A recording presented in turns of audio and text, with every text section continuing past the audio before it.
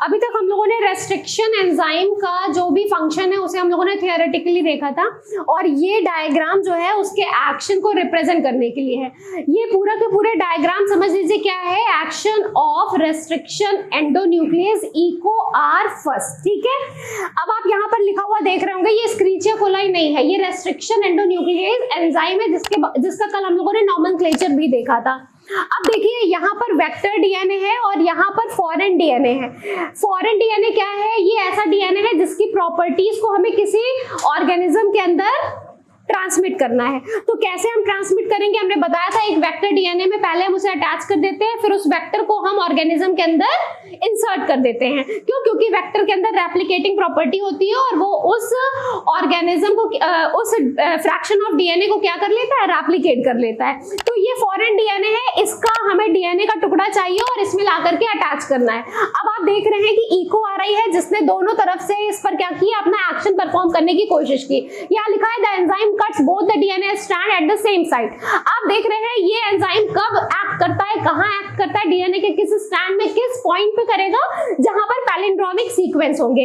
Palindromic sequence आप पढ़ सकते हैं GAATTC, GAATTC, दोनों तरफ से पढ़ने पे सेम सीक्वेंस आ रहा है। सेम ऐसा है GAATTC, फिर नीचे से पढ़िए GAATTC। तो यही सीक्वेंस है जिसको ये ले लेता है, और देखिए ये पूरा का पूरा हिस्सा यहाँ से जी से ही उठाता है और ये ए तक देखिए इसने कट किया, यहाँ से जी गायब हो गया और यहाँ से ए, ठीक है। तो अब ये क्या हो गया, ये हिस्सा सिंगल स्ट्रैंड कहलाता है।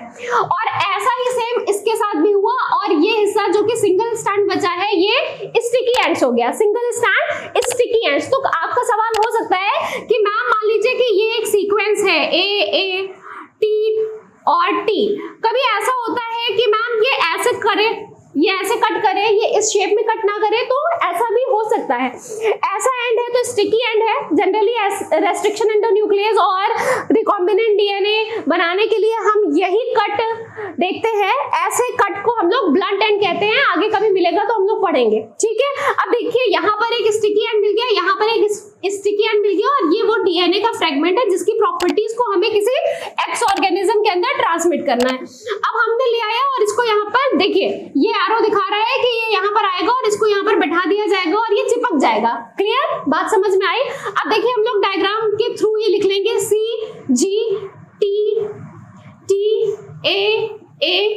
अब देखिए इधर G, अब इसका जस्ट अपोजिट ये वाला C देखिए इसके नीचे आ गया, यहाँ पर AATT और इधर था C, G फिर AA, और ये देखिए इसका TT, और ये देखिए दोनों पैलिंड्रोमिक सीक्वेंस एक दूसरे से आके कॉम्प्लीमेंट्री डीएनए अटैच हो गए। कॉम्प्लीमेंट्री फॉर्म में ही तो अटैच हुए, पैलिंड्रोमिक सीक्वेंस ने इसे देख के काटा था कि जब यहाँ पर जिसको कट कर रहा है और यहाँ पे जिसको कट कर रहा है दोनों एक दूसरे के क्या हो, कॉम्प्लीमेंट्री हो, ताकि इन्हें अटैच करने में आसानी रहे। तो इन दोनों को हम जोड़ेंगे किस एंजाइम की मदद से, डीएनए लाइगेज की मदद से जोड़ेंगे।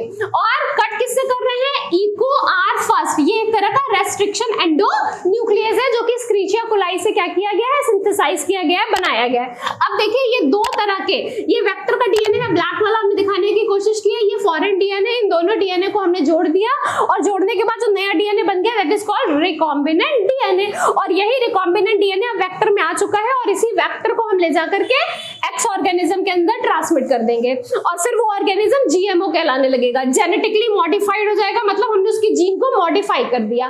ओके, अब देखिए steps in the formation of recombination of DNA by action of restriction endonuclease, ये इस डायग्राम का एक्सप्लेनेशन है। ठीक है, बात समझ में आ गई? ओके।